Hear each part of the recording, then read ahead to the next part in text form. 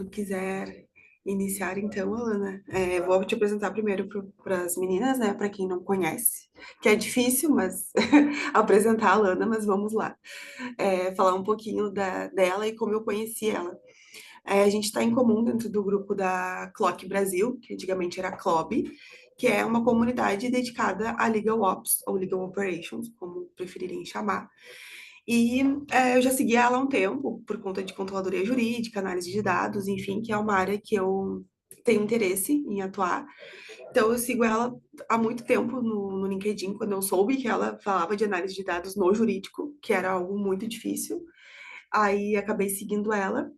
E eu acompanhando ela ali, ela me acompanhando também no LinkedIn. Então, pensei, por que não chamar? Né? Então, ela é formada, né, em Direito, tem várias pós-graduações, várias especializações, que eu vou deixar ela mesma falar depois para ela se apresentar. Então, fique à vontade, Alana, seja muito bem-vinda ao nosso encontro e ao WLM também. Então, já sinta-se à vontade, acolhida aqui pelo, pela comunidade. E fique à vontade para se apresentar e iniciar a palestra. Muito bom. Obrigada, Ana, pelo convite. Boa noite, meninas. É muito bacana poder estar aqui hoje trocando um pouco sobre dados, indicadores com vocês.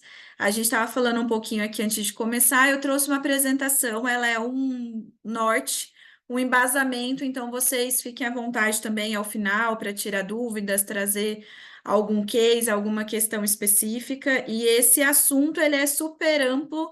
A própria área de Legal Operations por si só também tem muito conteúdo, até pegando a referência ali da Clock, agora Clock Brasil, são 12 competências numa mandala. Dentro dessas 12 competências tem muito material ali que uma vai se interligando à outra e a gente vai esmiuçando. Então, o conhecimento e o aprendizado é ilimitado, mas é sempre bacana a gente poder também estar compartilhando aqui, fazendo essas referências. A Ana, como ela disse, eu já acompanho no LinkedIn também, está estudando bem essa parte técnica aí de análise de dados, programação. Eu acho incrível, eu aprendo sempre aqui com o meu time de programadores e desenvolvedores, eles que fazem as coisas acontecerem ali dentro, e é mais uma prova dessa multidisciplinariedade que a gente precisa entre o jurídico, os analistas e tudo vai se complementando para a gente chegar no estado final. Vou compartilhar aqui a minha tela com vocês. Deixa eu ver aqui. Vou vir para cá. Aqui vocês estão vendo? Sim, estamos vendo. Deixa eu colocar no modo apresentação. Ah, apareceu uma coisinha aqui. Deixa eu ver aqui. Apresentar. Boa. Eu agora não estou vendo vocês, então a gente vai seguindo aqui, tá bom? Hoje a gente vai falar sobre Legal Data Insights, sobre KPIs e visualização em relatórios gerenciais. A ideia aqui é fazer uma construção mesmo, passando um pouco por esses conceitos data driving, depois a gente vai falar ali dos KPIs, como a gente mede esses indicadores, algumas ideias para de fato chegar nos relatórios gerenciais como uma construção mesmo daquilo que a gente vai desenvolvendo. Não sei qual é o nível hoje de maturidade de vocês, né? Tem gente que está começando, gente que é de escritório, gente que é de departamento jurídico.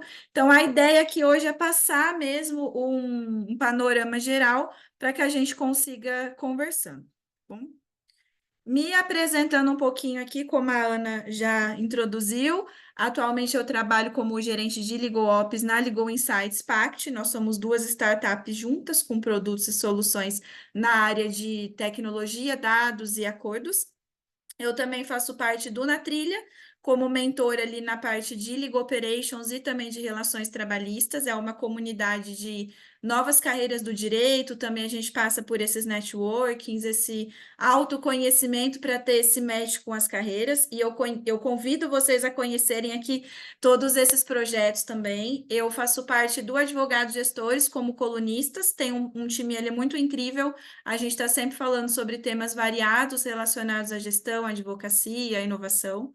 e também estou dentro do Hub do Universo Ágil no núcleo de agilidade jurídica. Nós fazemos talks ali semanais pelo Universo Ágil, com convidados também variados, para falar sobre esses temas que estão vinculados à agilidade, mas também com tudo isso que a gente gosta nesse meio de gestão, inovação, controladoria, legal ops.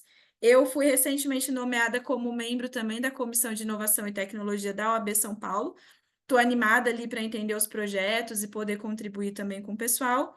E antes de estar imersa nessa área mais aqui de inovação e tecnologia, eu trabalhava em escritório na parte mais tradicional do direito, prazos, audiências, sustentações orais, relatórios que muitos de vocês conhecem, mas na área civil e trabalhista. E ali, levando um pouquinho mais aqui para o lado pessoal, eu também gosto muito de sistemas de autoconhecimento, leituras diversas, estar em contato com a natureza, viajar, e eu fico super à disposição também para vocês se conectarem comigo ali no LinkedIn, seguir, se tiver qualquer outra dúvida, a gente também pode ir conversando, tá? Fico à disposição de vocês também. Vamos lá. Seguindo aqui, então, o primeiro ponto que a gente vai trazer é dessa cultura data-driving, tá? Para a gente conseguir entender um pouco desse contexto, eu gosto sempre de falar. Peraí que eu conectei aqui no meu celular. Deixa eu só arrumar aqui. Pronto. Voltei aqui, beleza. Eu gosto sempre de falar que a cultura de dados, né, para a gente chegar nessa cultura data-driven hoje, nós precisamos sempre lembrar dessa associação que existe entre o mapeamento dos dados, a estruturação, a coleta, a organização, para que esses dados nos gerem insights, para que desses insights a gente consiga produzir ações que vão surgir aí das análises, dos levantamentos necessários e que podem nos trazer a necessidade da gente mapear novos dados para ter novos insights, para ter novas ações, e assim o círculo, né? O ciclo ele vai se retroalimentando. Mas nada adianta a gente de fato coletar esses dados, montar dashboards, gráficos, planilhas, se nós não entendermos qual que é o objetivo desses dados. O que é que a gente quer com isso? O que que a gente quer mostrar? Quais são esses resultados, afinal de contas, que vão ser gerados através desse levantamento, que é o princípio de finalidade e adequação, que é muito correlacionado na nossa área aqui de Legal Operations e de uma maneira geral, quando a gente está pensando nessa gestão de pessoas, nessa gestão de fluxos e processos, o que é a finalidade e adequação e como que a gente vai concatenar tudo isso. E hoje em dia eu trouxe aqui esse combo de palavrinhas que muita gente ouve falar por aí, né? Que são as ferramentas de jurimetria, os analytics, o business intelligence mesmo, o BI, a inteligência artificial e a automação. Apesar delas estarem todas dentro do mesmo combo, basicamente aqui a gente pode passar um pouquinho do conceito, porque é importante quando a gente está falando dessa cultura e dessa estruturação dos dados. Então, a jurimetria, em tradução literal, a estatística aplicada ao direito, o quanto essa coleta de dados e quais esses dados vão nos levar a ter resultados e depois, consequentemente, o que a gente vai fazer com eles para ter essa cultura da data-driven. O data-driven, ela está vinculada, claro, aos analytics, porque aqui a gente está falando das análises de dados, que está dentro dessa retroalimentação que nós comentamos aqui nessa estrutura do desenho. O Business Intelligence é essa inteligência do negócio, para a gente fazer o mapeamento de dados, estruturar dados, chegar nos relatórios, a gente precisa entender das regras do negócio, e tanto a automação quanto a inteligência artificial são utilizadas hoje mais do que nunca. IA deixou de ser uma hype, uma ideia de que seria uma hype, de fato é uma necessidade, né? Então, a gente ter automação para que as ferramentas ali, algumas atividades que eram feitas de maneira mais manual, a gente consiga automatizar com essa robotização, e a inteligência artificial vai nos ajudar em inúmeras pontas, desde análise de documentos, análise de contratos, tradução, montagem de peças e por aí vai, o assunto IA, ele dá uma live aqui, um talk específico, porque realmente já chegou para nós do jurídico e é um potencial longo de muitas coisas ali que a gente tem também para explorar e aplicar no nosso dia a dia. Uma das mais comuns hoje em dia é o chat GPT, né? Que a gente tem muito aí da IA generativa, e utilizar isso ao nosso favor para a gente conseguir fazer essas estruturações, beleza? Caminhando um pouco aqui, então, nessa evolução do nosso data driving, dos nossos dados, sempre a gente vai trabalhar o quê? Com métricas, indicadores, né? Os famosos OKRs e KPIs. Então, a gente tem um objetivo, e em cima desse objetivo, a gente vai ter um indicador e a gente vai fazer uma medição desses resultados. Mas para chegar de fato nessa construção, aqui eu trouxe algumas questõezinhas que são importantes a gente lembrar, como nós falamos, né? Às vezes a gente está aqui como prestador de serviço, como advogado em escritório, gestor jurídico, ou mesmo em transição de carreiras, buscando melhorar, seja lá o que for. E é importante sempre a gente entender, então, esse nível de maturidade. Tanto o nível de maturidade nosso, na posição, no nosso aprendizado, naquilo que a gente vem construindo, quanto o nível de maturidade de onde a gente vai trabalhar. Por exemplo, se eu sou advogada de um escritório menor, eu ainda nem tenho um sistema de gestão robusto, eu nem tenho ainda os dados totalmente organizados ao ponto de eu montar um relatório para entregar para o meu cliente departamento jurídico. Como é que eu vou pensar em implementar uma solução de inteligência artificial? Não é que não pode, mas é que talvez não faça sentido, pensando nessa ideia mesmo de construção. Em alinhamento com essa maturidade, a gente tem que entender aqui o tipo do negócio. Qual que é o negócio que eu estou inserido? Quais que são os recursos, os custos, a abertura que eu tenho com a minha gestão, com o meu cliente, com a minha auditoria, o que que eu preciso de fato fazer para conseguir mapear quais vão ser os indicadores que eu vou demonstrar, quais vão ser as ferramentas que eu vou utilizar. E aqui tudo isso que nós estamos falando está muito conectado com o terceiro ponto da nossa lupinha aqui das perguntas estratégicas. Aquela história de que eu preciso saber o que que eu preciso ter, o que que eu estou construindo, o que que eu quero integrar, né? Entregar para fazer a integração. E isso passa claramente de todas essas análises que estão aqui do lado.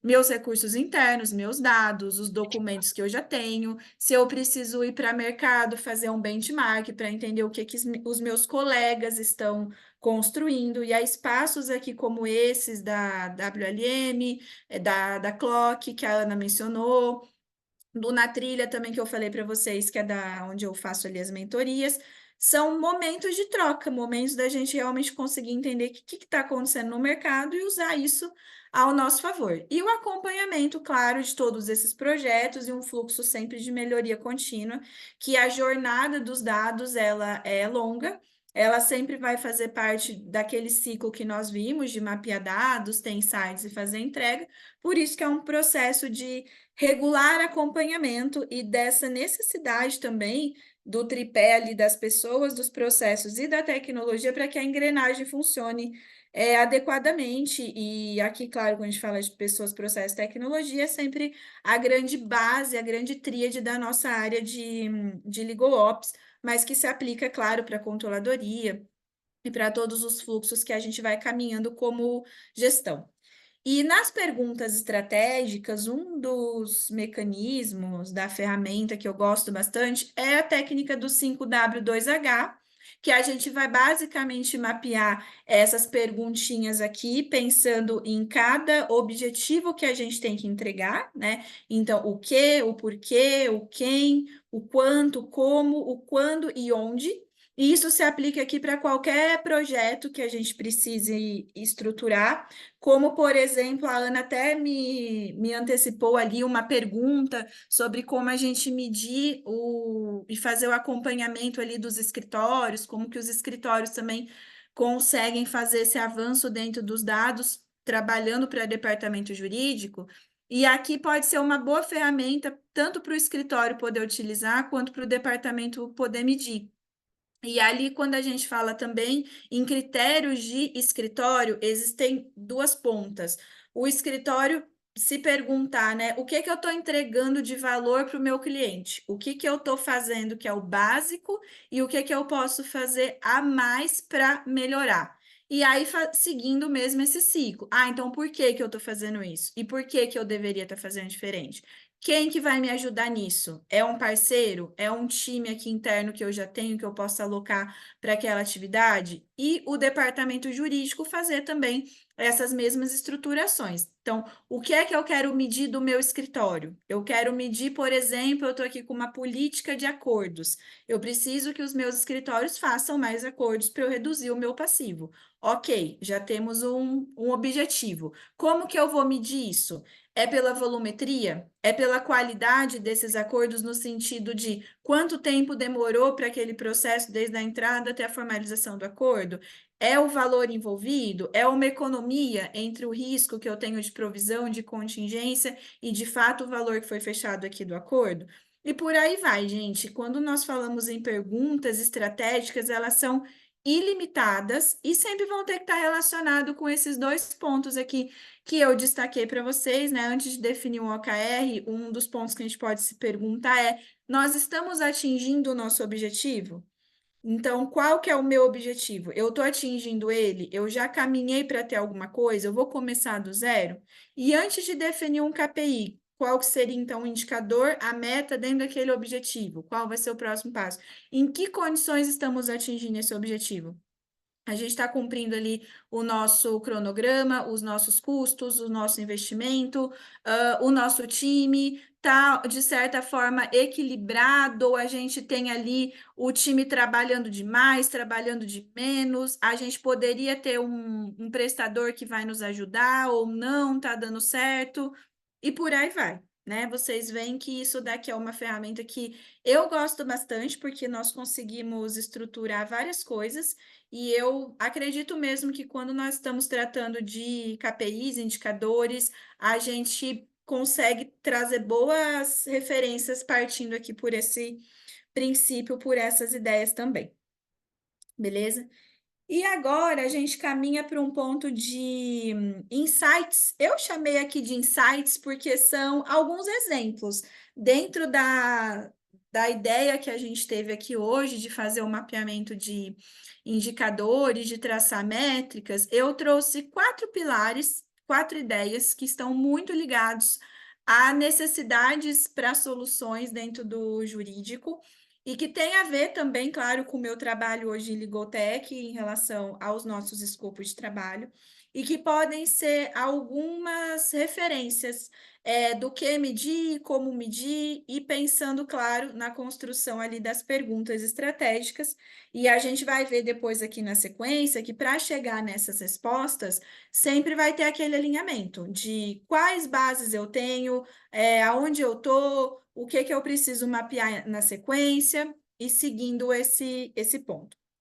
Tá? Então, o primeiro exemplo aqui a gente vai tratar da formalização dos acordos.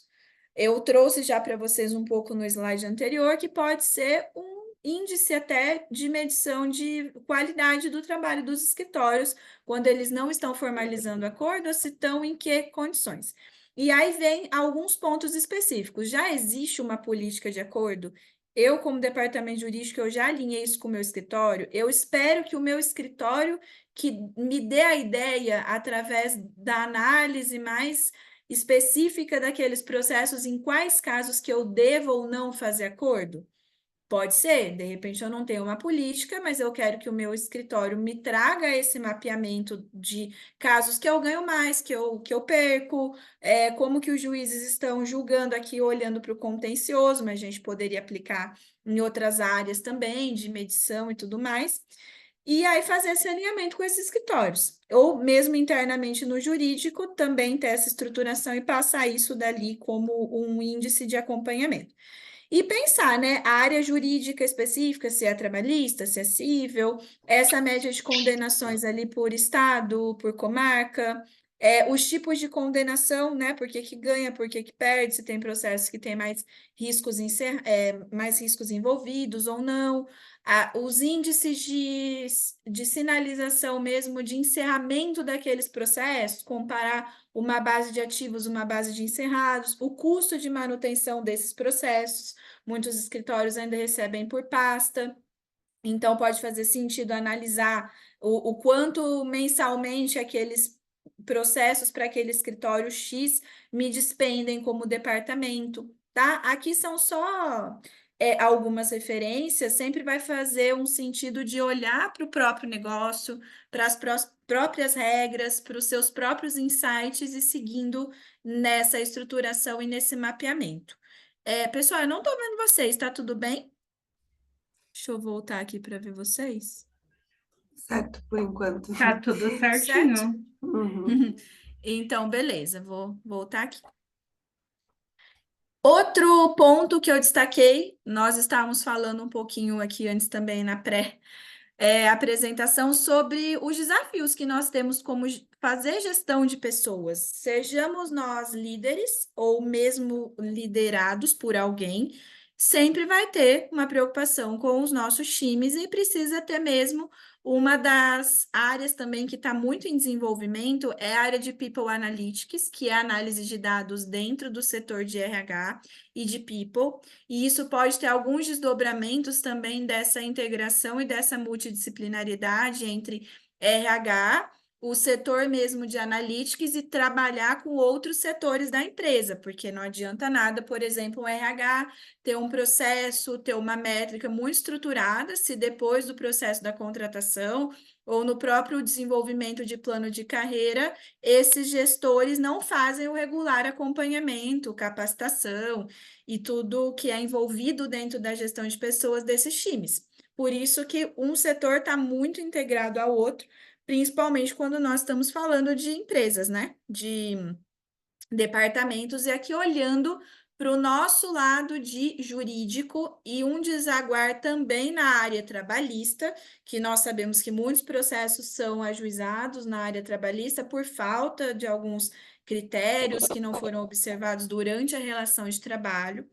E por isso, algumas ideias pensando nisso, pensando nessa gestão conjunta, dá para a gente estruturar alguma coisa olhando para a quantidade dos colaboradores daquela empresa ou da nossa própria empresa. Quais os critérios a gente está usando para fazer a avaliação, plano de carreira, capacitação, desenvolvimento, enfim. O estilo de gestão, muitas vezes o problema não está especificamente no time, está na gestão e vice-versa também, é super válido essa observação. A senioridade, aqui pensando basicamente em júnior, pleno, sênior, mas o quanto de fato que esses planos de carreira estão sendo efetivos, o quanto às vezes aquele funcionário ele não acumulava funções, ele não tinha desvio de função, e isso gerou uma ação. Aqui dá para a gente fazer uma abertura tanto olhando para um cenário trabalhista quanto para nossa própria empresa e fazer essas medições. E aí, claro, a gente vai estar falando do custo efetivo, do próprio estilo desses clientes, sejam os nossos clientes ali, como a gente atendendo na área trabalhista, o exemplo que nós estamos dando aqui, ou o endomarketing, que é o próprio desenvolvimento de políticas sociais, políticas colaborativas ali da gestão dentro da empresa. Não é só de fora para dentro, né? Tem que ser de dentro para fora, e essa situação tem que estar sempre coordenada para que para o mercado o visual seja bom, mas que para dentro de casa também seja alinhado com aquilo que se prega.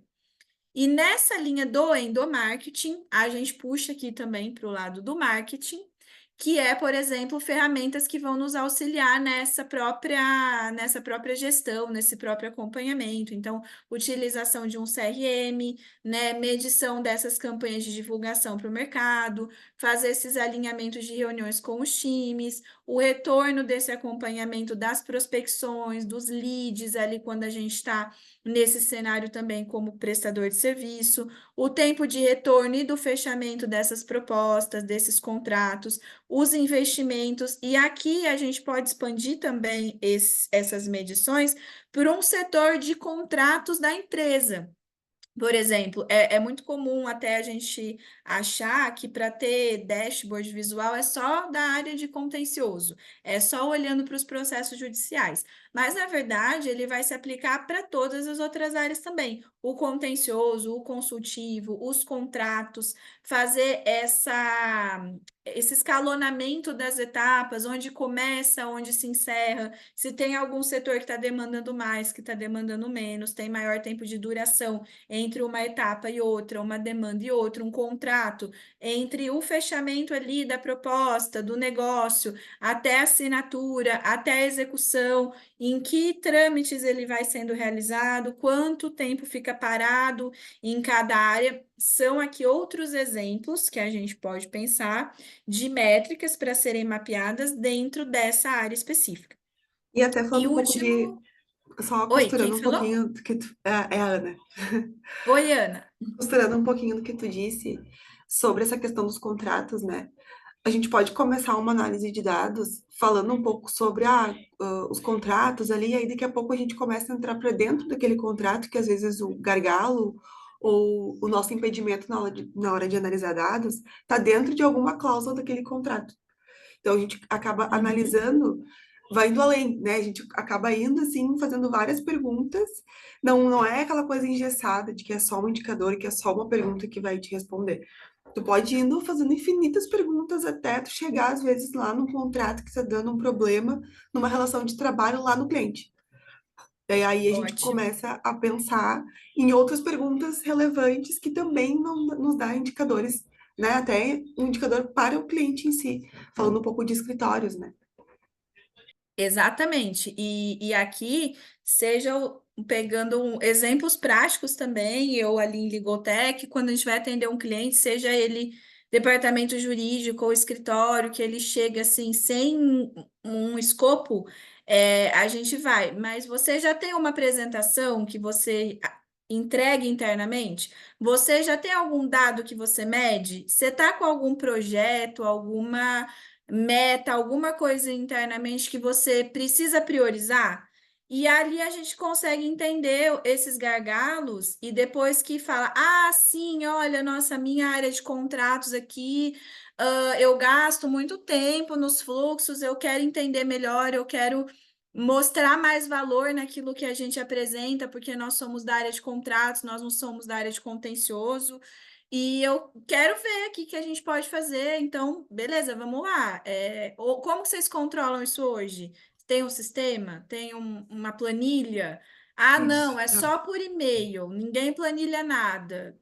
Então, aí você já tem, por Uhum. exemplo, um gargalo. Poxa, É, vai se perder a informação. Se esse trâmite entre iniciar um contrato para validação, conferência e depois assinatura é só por e-mail, e-mail, todo mundo recebe um monte por dia, isso pode se perder. Vamos pensar então em deixar isso planilhado? Vamos, sei lá, pensar em usar um CRM? Vamos ver uma plataforma ali que pode te ajudar a você estruturar esse contrato, esse fluxo? E por aí vai. Percebe que é é, muito nessa conversa, é muito nesse entendimento que a gente vai conseguir estruturar quais indicadores vão fazer sentido ou não. E o meu isso. indicador pode não fazer nenhum sentido para uma outra área. Uma área de logística, exemplo aqui. Ele já tem um sistema, já tem tudo operando, já tem tudo funcionando. Eles estruturam dados, mas na hora de apresentar isso internamente, não conseguem apresentar, porque isso não está compilado, isso não está organizado. Quem vai fazer o dado faz manual. Poxa, então o que você precisa é organizar isso aí. Vamos ver uma ferramenta, um dash que vai te ajudar. E nós vamos avançar isso aqui até chegar nos relatórios, mas é bem legal até trazer esse ponto para a gente já ir desmistificando. Não é só para contencioso, as métricas vão ser para todo mundo, é muito individualizado e depende muito da área de cada um, cada time envolvido. Uhum. E o outro ponto que a gente ia entrar aqui era exatamente esse do controle das despesas, que a gente estava aqui pensando de financeiro. muitas vezes o jurídico ele é visto como uma área de custo e ele precisa mostrar que ele não dá só custo, que ele dá resultado, que ele é estratégico, que ele é importante. E como que o jurídico muitas vezes vai fazer isso? Controlando as despesas, fazendo o planilhamento disso daqui.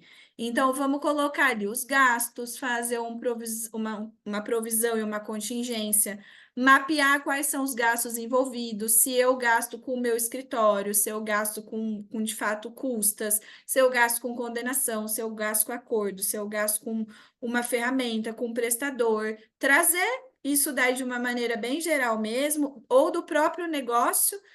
Entender como é que aquela área, como é que aquela empresa se organiza e como que o jurídico também pode auxiliar na hora de entender esses gaps, as economias, nós falamos de acordos, sempre relevantíssimo uma empresa que já faça acordos, ou um escritório que tem o alinhamento de fazer acordos com seus clientes, mostrar isso aqui. Qual é a economia gerada? Qual que é um comparativo entre o risco que estava contingenciado, o valor do acordo e a economia? Isso daqui você vai mostrar valor. E vai, claro, desaguar na lucratividade, nesse acompanhamento entre entradas e saídas. Por exemplo, se você faz mais acordos, você pode ter uma queda ali, talvez, dos processos, ou também pode ser que não. Pode ser que está fazendo mais acordo e isso criou uma tendência no judiciário, e aí a galera acha que vou entrar com o processo que vão fazer acordo, eu vou ganhar o meu dinheirinho aqui. Então, precisa ter isso daí estruturado também para entender para que pé nós estamos indo. E sempre, claro, pensando nas análises preditivas e nessas médias também. Um dos visuais que hoje é possível construir nessa análise de dados, de visão preditiva, é muito essas tendências. Olhando aqui para essas decisões, qual a tendência de eu ganhar ou de eu perder? Qual é a tendência de eu ter novos ajuizamentos? Olhando para o tanto de valores de acordo que eu já fechei. Qual que é a média, então, que eu posso sugerir de propostas de acordo nesses casos análogos? São outras médias e também outras análises que a gente só vai conseguir visualizar se isso daqui estiver organizado e se antes da gente ter isso organizado, a gente entendeu o que precisaria ser construído. Então, acho que acredito, né, que deve estar dando para vocês também perceberem o quanto que é uma jornada mesmo, o quanto que as coisas vão se costurando e começa numa ponta para a gente chegar na outra, mas não dá para a gente pular algumas etapas.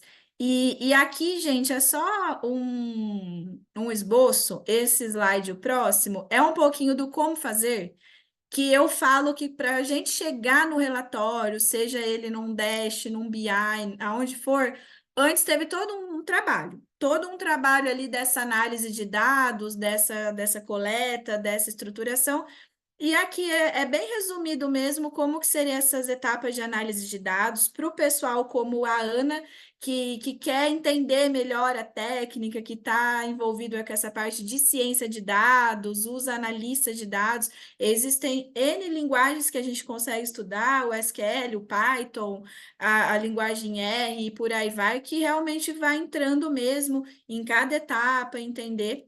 Mas a ideia aqui é realmente mostrar essa etapa. Então, nós começamos ali pela coleta desses dados, né, as extrações, reunir essas informações, essas fontes de dados, da onde vêm, se elas vêm de um sistema, enfim, que seriam ali os dados brutos. Com esses dados brutos, a gente vai fazer essa limpeza de dados, vamos transformar esses dados para organizar essas colunas, se tem alguma coisa desconfigurada, tipo maiúsculo, minúsculo, espaço, menos espaço, coluna que é uma coluna só com tudo dentro, então vamos reorganizar as colunas de maneira separada. Isso que muitas vezes é feito em Excel, com um banco de dados mesmo, com essas linguagens de programação, ajuda demais na hora da gente fazer essa limpeza. Esse carregamento aqui dos dados, né, para você transferir desse sistema bruto, dessa limpeza para essa carga e, de fato, para onde vai ser elaborado.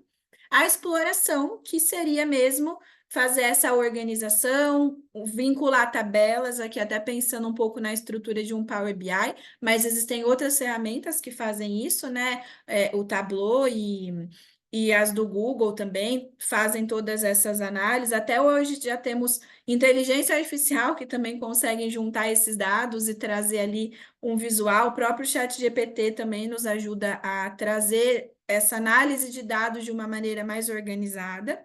E por último, claro, a gente chegar nas análises, que as análises passam por tudo isso que nós já estamos aqui falando. Se eu tenho esses dados organizados, se eu tenho essas tabelas, se eu tenho isso daí em Dash, qual que vai ser o meu próximo passo? Se eu ganho, se eu perco, se eu gasto mais, se eu gasto menos, se eu entendo que aqui faz sentido eu dar o meu próximo passo, eu avançar para ir em loco, talvez entender por que que esse setor aqui está me demandando mais ou está me demandando menos. Na área de pessoas também, nós falamos bastante sobre o People Analytics, o quanto que é importante a gente fazer esse mapeamento. Quando chega na análise, é depois que tudo isso daqui anteriormente já está feito. E aí sim, nas análises, eu até coloquei aqui uma referência, pessoal, da onde eu tirei esses visuais, que é da Acadian. O Brian é nosso parceiro aqui da empresa e ele tem esse curso de análise de dados aplicadas no site ali, dá para se inscrever e entender mesmo esse passo a passo. Mas quando a gente chega nas análises de dados, nós vamos trazendo de novo algumas perguntinhas aqui. A análise descritiva, a gente vai olhar um pouquinho para o passado para entender o que que aconteceu. Trabalha-se muito ali com a volumetria, quantidade de processos, quantidade de contratos, quantidade de demandas e tal. Então, a gente vai olhar para esse passado para que a gente possa entender o diagnóstico. Então, por que que aconteceu? Tá? Por que que eu tive uma tendência de maiores casos ali? Por que que eu tive um aumento de gasto naquele período? Por que que entre o meu estoque de ativos e de encerrados eu tive uma baixa? Eu entrei mais ou eu encerrei mais? Não sei, são possibilidades. Aí sim a gente entender o que que pode acontecer, então, deste cenário, uma análise mais preditiva, que nós até exemplificamos alguns casos ali de tendências, nós chamamos de tendências, e aí uma prescritiva que está muito relacionada nessa predição também, o que que eu devo fazer? O que que eu devo fazer para evitar esse cenário? Se o cenário me é favorável, o que é que eu devo fazer, então, para continuar mantendo esse cenário? Ou então, o que é que eu devo fazer para melhorar esse cenário? A jornada dos dados, ela sempre vai passar por esse fluxo de melhoria contínua.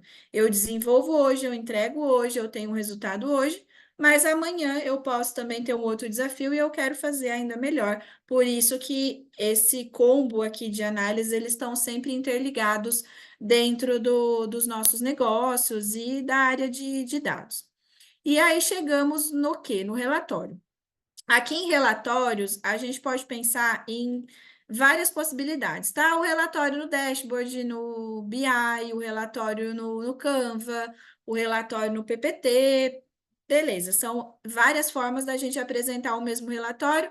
Aqui a gente pensa em relatório materializado, mas quando a gente faz, por exemplo, uma apresentação para contar o resultado de uma análise, pode ser só falado e a gente resumir isso num pitch. A gente pode resumir isso no famoso storytelling, porque o nosso conjunto de dados ele tem que contar alguma coisa e o relatório é, de certa forma, uma maneira da gente mostrar como que a gente chegou naquilo ali.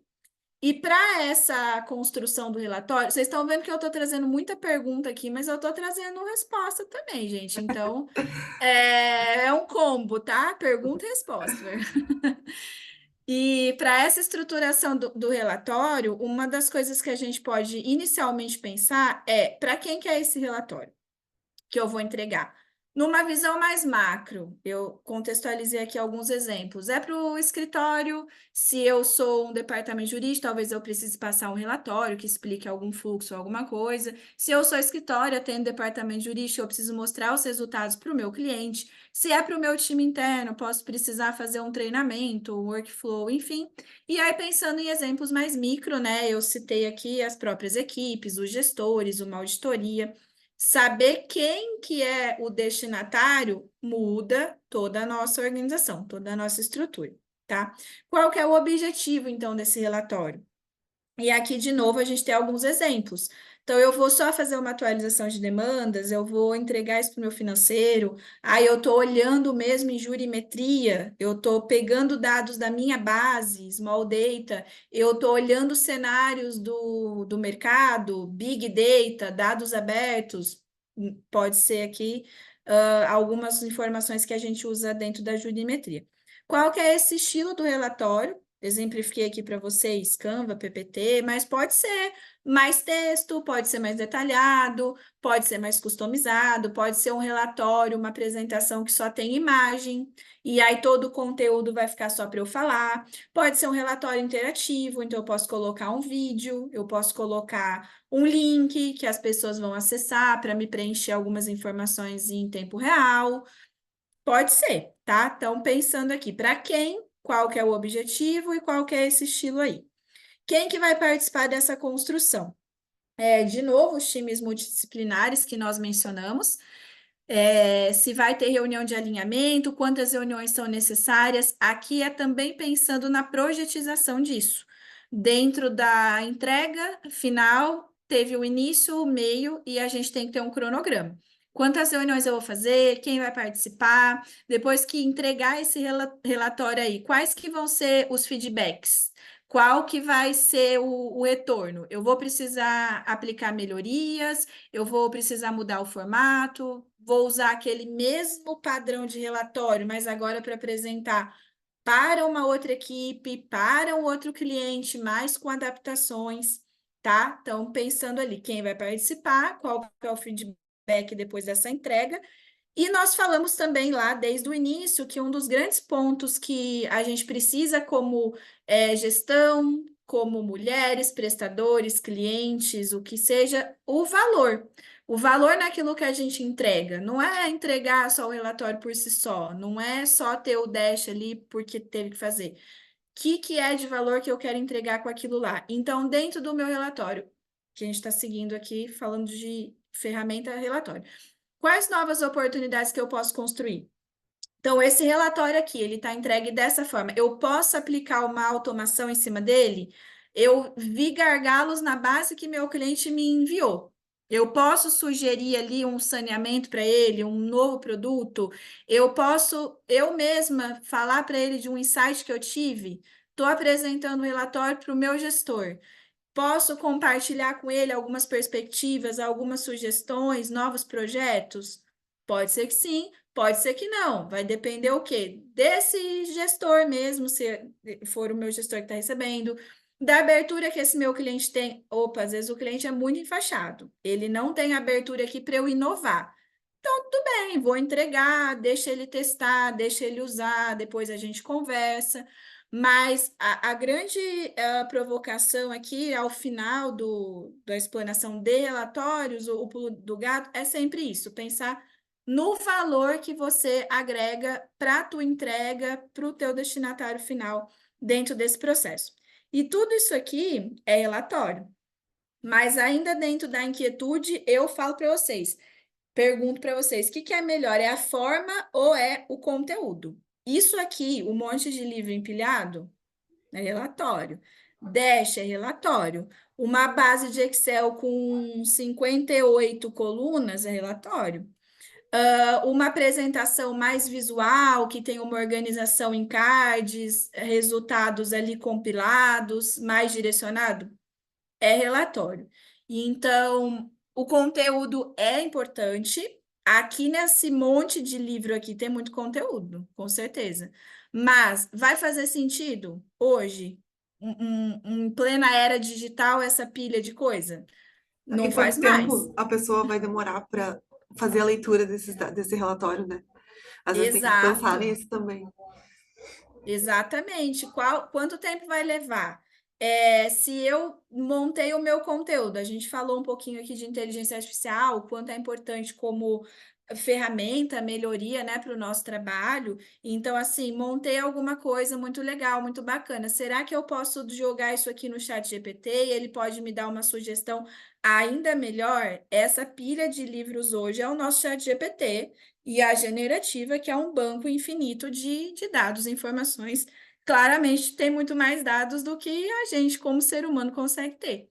Então, são algumas sugestões, assim, para a gente evoluir naquilo que a gente faz, naquele serviço que a gente está prestando, tá? E claro que no fluxo de melhorias, também nessa agilidade que a gente precisa ter, outra ferramenta que eu gosto bastante sempre de pensar é o ciclo do PDCA, que parte dessa ideia da gente agir. Então, nós temos um plano, a gente analisou um problema, a gente mapeou, a gente montou um projeto. Resumidamente, aqui as etapas. Então, vamos de fato agir. Então, vamos agir, vamos continuar planejando, vamos continuar fazendo, avaliando esse escopo, pensando nessas melhorias e vamos concluindo esse ciclo com a checagem de análise de resultados, para que a gente possa validar aquilo que foi feito e dar continuidade. Ou que então a gente possa voltar para o ciclo novamente, que novos problemas podem surgir, novas ideias também podem vir daqui, e, consequentemente, a gente vai estar aí em conexão com novos projetos e novas soluções que a gente vai precisar fazer, tá bom? E aqui, para já encerrar, gente, eu falei bastante. Aqui na sequência, a gente vai ter o espaço também para as nossas trocas. Eu trouxe uma frase aqui para vocês que eu concordo e um ponto eu discordei, mas eu trouxe ela aqui porque eu achei bem legal, que é essa frase de a necessidade de provar quem você é vai desaparecer assim que você souber quem você é. Primeiro, que a gente vive nesse mundo hiperconectado, esses desafios inúmeros que o corporativo nos traz aqui dentro do nosso grupo de mulheres. Nós sabemos, nem precisa esmiuçar muito, que tem muitos mais desafios ainda em relação ao nosso posicionamento, ao como a gente apresenta os nossos serviços, o quanto a gente conversa também com os nossos pares, com os nossos clientes, enfim. Então, os dados são necessários e o nosso posicionamento é necessário, sim, para a gente provar as nossas entregas e o nosso valor, só que de nada adianta a gente ter tudo isso aqui, a gente ter dados, a gente ter bagagem, a gente ter conhecimento, se antes a gente não souber quem a gente é. Então, é a nossa autoobservação, é o nosso autoconhecimento, é a gente entender quantos degraus a gente já escalou dentro da nossa própria trajetória, nosso próprio plano de carreira. E aí sim, se a gente souber quem a gente é, se a gente se escutar, se a gente criar projetos para a nossa própria carreira, para a nossa trilha, a gente não vai precisar ficar se provando, porque nós vamos estar alinhados com aquilo que a gente é, né? O que a gente apresenta, a gente entrega para o mundo, para o mercado. O que a gente é nosso e estamos juntos. E aqui eu ouvi vocês, então. Se vocês têm alguma dúvida, Ana, se eu não tiver respondido aquelas dúvidas que as meninas mandaram no Forms, a gente pode voltar. Se vocês quiserem também trazer as suas colaborações aqui, cases, e, claro, mais uma vez, agradecer aqui a oportunidade, pessoal. Isso, tinha as perguntas da Ana Cláudia Araújo e da Maria Júlia. Não sei se elas estão aqui, mas se elas quiserem trazer para cá as perguntas, se não sei se se foi respondida ou não, mas se não foi, podem perguntar novamente, meninas. Beleza. Oi, boa noite, tudo bem? Oi, Ana Cláudia, tudo Boa bom? noite. Tudo. A minha dúvida foi no sentido de fazer os escritórios aí entenderem tudo isso que tu falou, né? Porque quando a gente é do departamento jurídico, a gente sofre essa, eu diria até uma tensão com o escritório, né? Que ele tá ali no dia a dia do processo, cuidando da parte jurídica, realmente, audiência, né? Sustentação oral. E aí, quando tu manda uma revisão do sistema ou uma planilha, né, para ele preencher, muitas vezes ele primeiro não gosta, obviamente, né, e às vezes ele não consegue entender esses pontos aí que são importantes para um bom relatório, né, como a padronização das respostas, né, esse tipo de questão, assim. E aí, a minha dúvida é se tu teria alguma contribuição, assim, de como a gente melhorar esse relacionamento com os escritórios e fazer também aí que eles entendam que, apesar da parte jurídica ser o principal e pode-se dizer o mais importante, se a empresa não conseguir enxergar o resultado até do trabalho do escritório, acaba se esvaindo aí a finalidade, né, de ter essa parceria e de ver custos, resultados, etc, né? Uhum. É um bom ponto, Ana Cláudia, que a gente tem escritórios que já estão muito conectados com isso, no sentido de pensar, poxa, preciso ter um sistema melhor, um sistema padronizado, preciso entregar relatórios mais automatizados, enfim, né, de uma maneira mais compilada, e tem escritórios ainda que estão naquela era um pouquinho anterior de achar que só o conhecimento técnico basta. E aqui é uma questão muito de cultura mesmo, é uma questão de perfil e de alinhamento entre o que é essencial para o departamento jurídico, o que ele espera desses escritórios, fazer esse alinhamento mesmo até seja uma conversa. Fala, olha, a gente está aqui nessa nova era, com esses novos objetivos internos do nosso negócio. Então, a gente queria entender com vocês o que vocês já têm, ou então, se vocês já tiverem o modelo, algo bem estruturado, realmente passar isso para eles, ó, deve ser assim, o preenchimento é dessa maneira, as nossas regras são essas aqui. E um dos pontos de medir isso, nós temos até clientes que usam isso, é o ranqueamento de escritórios. Então, eles mapearam regras, por exemplo, básicas, desde saneamento de processo mesmo, preenchimento de colunas, até encerramento ou não de pasta, atualização, o provisionamento em si, conforme muda de fase e tal. Existem alguns critérios nesse sentido. Esses critérios são validados, porque tem como o departamento jurídico extrair esses relatórios e saber se os critérios estão sendo preenchidos ou não. Vira uma pontuação, cada métrica tem o seu peso, e essas pontuações são contabilizadas dentro de um ranking, e os escritórios depois têm reuniões em períodos específicos, que esse ranking desse case específico ele é mensal. E aí o departamento jurídico tem essas reuniões mensais com esses escritórios para poder apresentar esses dados. E ali tem dois alinhamentos, né? O alinhamento de confirmação de que, ó, realmente isso aqui eu não fiz desses pontos e tal. E às vezes o escritório vem apresentando algumas justificativas de casos específicos que estavam impactando naquele ranking. E aí volta, ó, esses casos aqui vamos retirar da métrica desse mês, esses casos aqui vamos mudar, porque o escritório nos deu uma justificativa quando a gente foi apresentar. É claro que nem sempre vai fazer sentido ranquear, e se todo mundo estiver fazendo o básico do alinhamento e estiver conectado com essa gestão mais uniformizada, a gente não vai chegar nesses pontos. Mas a depender do nível de resistência que esses escritórios tenham, é uma forma de você mostrar para eles que é uma coisa que precisa ser cumprida e que eles vão precisar se adequar.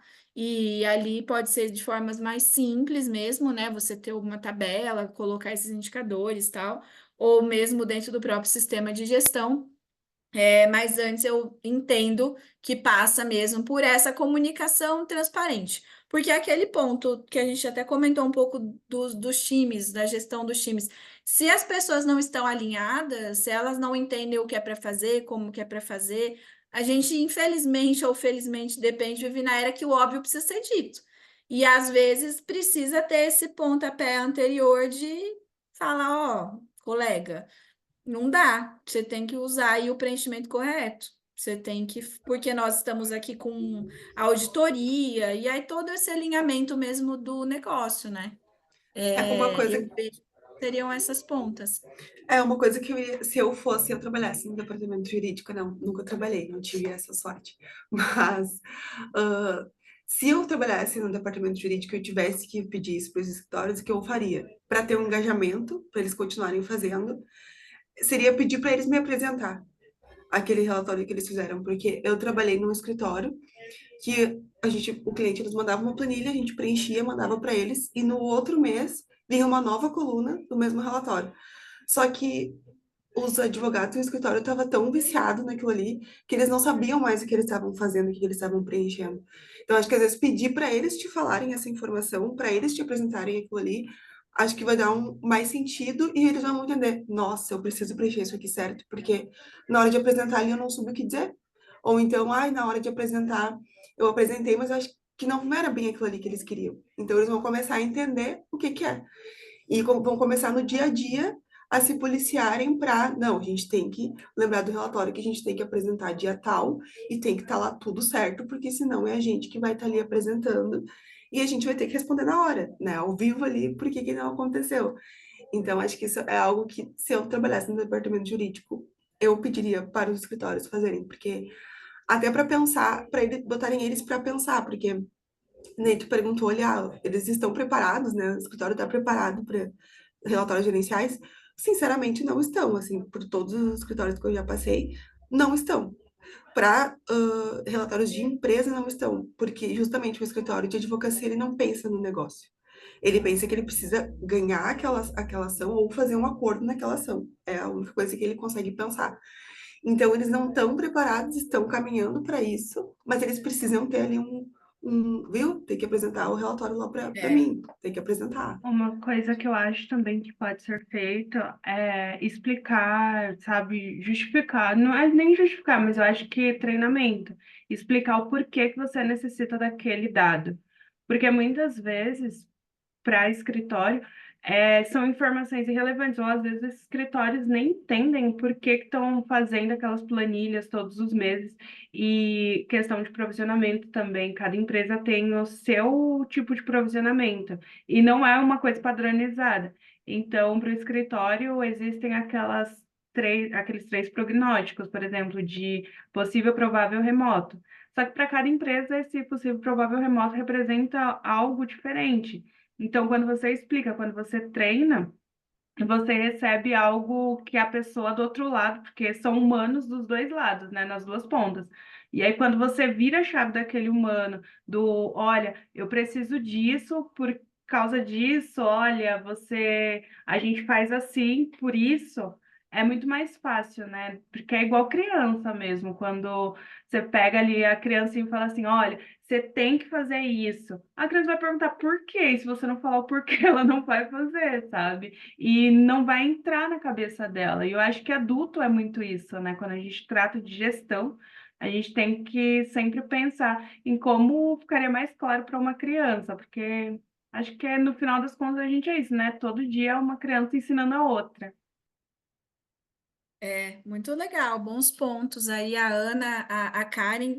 Então, independente da gente chegar num relatório, num fluxo, é o ponto anterior de entendimento da cultura, de ter esse alinhamento, né? É a história da expectativa e da realidade. Às vezes o departamento tem uma puta expectativa de que aquele escritório vai vir com um dado totalmente organizado e malemar vem com uma base padronizada, assim. E aí tem que ter esse feedback também de, olha, a gente está fazendo assim, olha isso. E eu penso, eu também já trabalhei em escritórios, né, antes de trabalhar em startup, que muitas coisas a gente fazia manual, era na coleta de dados ali entre o próprio sistema e montava numa apresentação, só que essa apresentação era o modelo do cliente e a gente tinha um prazo mesmo para entregar.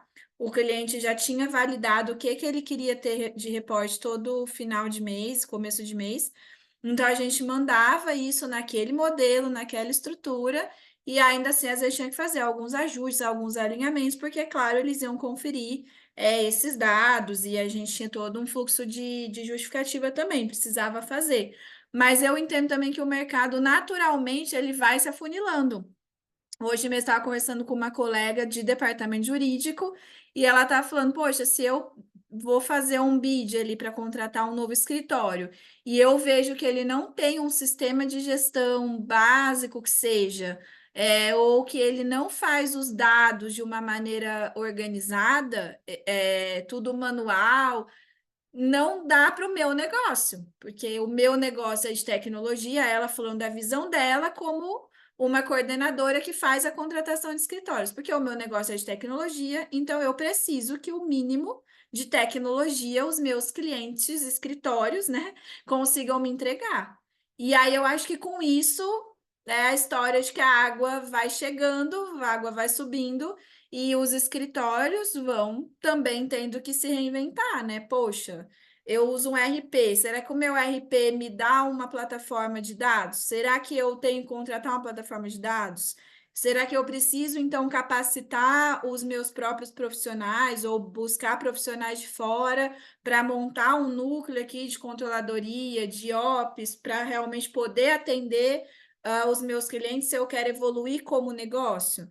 E é assim que eu vejo que o mercado vai se afunilando, seja para os escritórios, para os próprios profissionais, e os departamentos jurídicos, na hora de contratar, também vão fazer parte dessa peneira, né? Dessas escolhas. Deu para ajudar aí, Ana Cláudia? Muito, muito, tanto a tua apresentação quanto a fala das gurias. E eu nunca tinha pensado nessa questão de pedir para os escritórios apresentarem. E aí foi para te ver, né, como a pessoa que está do outro lado tem uma outra visão, né? Eu só trabalhei como jurídico interno, né? E a gente nunca usou isso como estratégia. A gente sempre faz treinamento, feedback, passo a passo, né? Mas pedir para eles apresentarem, eu particularmente nunca tentei. E acho que pode ser até uma boa oportunidade deles se sentirem parte, né, Isso, disso, exatamente. né, do Uhum. número, assim, né? Ou então, o que eu tô fazendo é importante, porque eu tenho que ir lá e tenho que apresentar. É, Então, faz Isso, sentido. sim, é mas verdade. foi muito bom, muito bom. Obrigada. Legal, que bom. Então é isso, meninas. Ninguém mais tem nenhuma dúvida, perguntas? Então aí a gente já pode encerrar. Isso. Maravilha, então, gente. Se alguém depois tiver algum